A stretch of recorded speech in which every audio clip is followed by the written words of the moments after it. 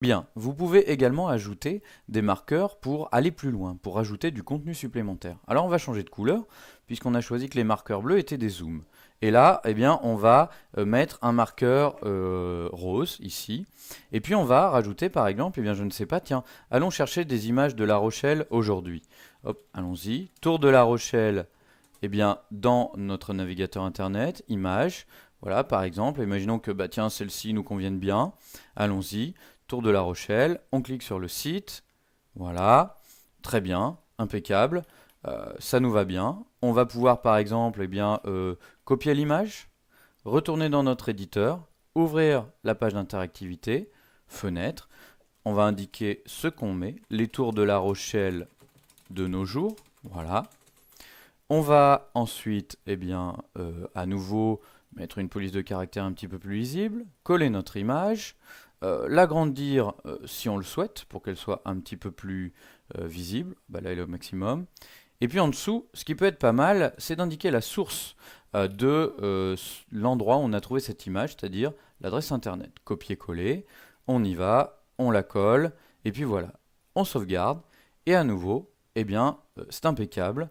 On a à la fois notre zoom, voilà, et puis un élément qui nous permet d'aller un petit peu plus loin pour voir à quoi ressemblent les tours aujourd'hui. Vous voyez, c'est quand même très complet et on peut faire ça évidemment sur tout le tableau pour indiquer tous les éléments qu'on souhaite.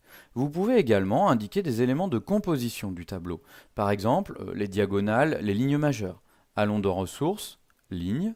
Je vais choisir par exemple, je ne sais pas, cette ligne pointillée, voilà, qui me va bien. Je vais la mettre ici. Je vais l'orienter comme je le souhaite. Voilà. Hop, je vais l'étirer comme je l'entends. Voilà. Ah, c'est pas tout à fait bien fait, c'est pas tout à fait complet. Voilà. Je vais lui donner une couleur. Tac, par exemple, ce rouge. Voilà. Et j'indique ainsi, par exemple, un élément de composition majeure du tableau, c'est-à-dire l'une des diagonales qui structure le tableau. Alors il y en a d'autres, mais là, on est vraiment sur l'exemple. Une fois que vous avez créé tous vos zooms, tous vos éléments, tous vos petits plus que vous voulez rajouter sur votre tableau, vous pouvez par exemple penser à rajouter une petite indication qui peut être utile à votre lecteur, par exemple un site internet qui permettrait d'aller plus loin pour aller plus loin. Hop, je sélectionne, je fais à nouveau ma manipulation pour rendre mon étiquette un petit peu plus lisible. Voilà, je peux garder le bleu ou prendre autre chose, peu importe de toute façon. L'idée étant que ce soit lisible de votre lecteur. Je mets mon image ici, alors effectivement on ne voit rien du tout. On va reprendre une autre couleur, voilà. Et puis par exemple, je vais aller chercher un site internet qui serait utile. Alors allons-y. Par exemple, je ne sais pas, est-ce qu'il y a un musée Vernet? Voilà, musée Vernet. Alors, j'ai évidemment consulté le site auparavant.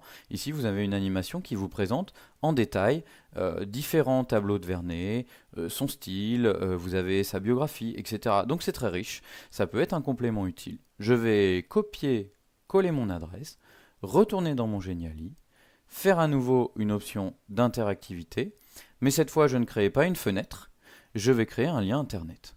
Et j'indique ici le lien vers ce musée qui présente de manière multimédia les tableaux de Vernet. Sauvegarder.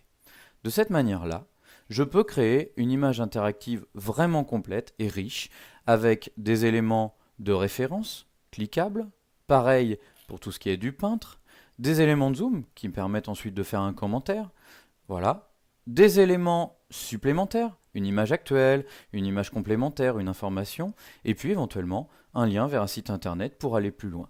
Vous voyez, cela vous permet de faire quelque chose d'extrêmement complet. Lorsque vous avez terminé, vous retournez dans votre Geniali, et je vous rappelle que pour partager, c'est très simple. Vous allez ici cliquer sur l'icône de partage, et ensuite vous faites ce que vous voulez. Vous pouvez poster votre Geniali sur les réseaux sociaux, vous pouvez récupérer un lien internet, ça c'est ce que le professeur vous demandera en général, l'insérer dans un blog ou un site, ou alors l'envoyer par mail. Voilà, et bien sûr vous pouvez le modifier à tout moment en l'éditant. Voilà pour cette nouvelle manière d'utiliser Geniali.